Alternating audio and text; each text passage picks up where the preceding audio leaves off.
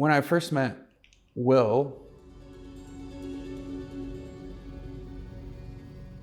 the proprietor of TolHouse, he communicated to me the idea of being vibrant.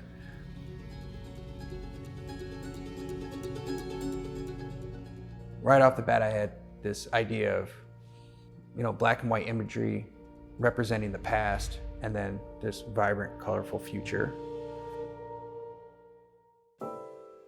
Living at the Collingwood Arts Center here in Toledo, Ohio, that was a very important experience. You were interacting with all these different disciplines, and I think that I can only speak for myself, allowed me to be experimental and to learn and to love the process of learning and developing your art form, because it changes over time. And so, you just have to enjoy the journey of art making and continue developing your skill sets. But I just think just this idea of using your creativity to envision a world where you can prosper, and not just only your selfish intent, but what can that creativity do for other people?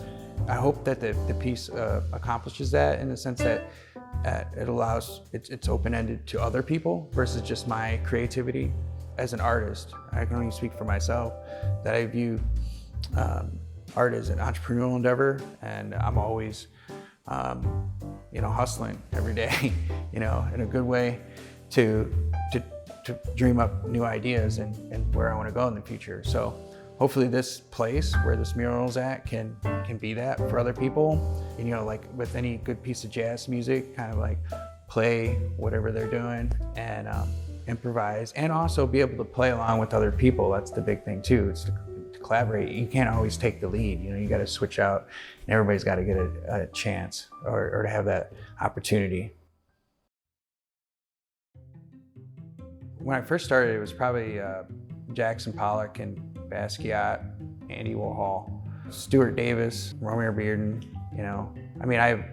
I'm all over the place when it comes to influences. I love art and love studying art, and have dedicated a good chunk of my life, half of my life, to the study and practice and making it a profession. I would say some of it's abstract or collage work, but I also incorporate photography and poetry in some of my work. It's kind of somewhat like the scientific method. I start out with a few ideas and then, do some research. I wanted to take, this iconography that was in black and white, represented by tools, a railroad track, satellites, communication, and come up with something that was to the point and simplistic as far as that. I started formulating the black and white first, which was, it's always fun to kind of do that. And then how do I pull in the vibrancy? And so it just kind of like happened in the sketch, and then I presented it to Will, and then it kind of came to being. I was overwhelmed with the positive responses.